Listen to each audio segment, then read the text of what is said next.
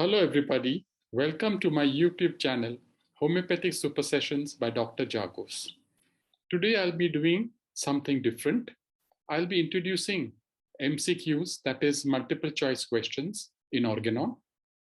As you all know now from MUHS, that is Maharashtra University of Health Science, Nasik, the university has again introduced the MCQs in all the subjects. So I'll be dealing with the Organon MCQs, and the students who will be appearing in this February, it will be very useful for them. And also for the students who will be appearing later on in this year. So in each of these 5 sets, I have put 25 MCQs. In one slide, you'll be only getting one MCQ. There'll be 4 options to that. And the right answer is given in bold font and it is underlined. So please go through it. And I wish you best of luck for your examinations and also for the other students for their future examinations. I hope it will be useful. Thank you very much. Today, I'll be doing the second part of MCQ in Organon. Hope you all like it.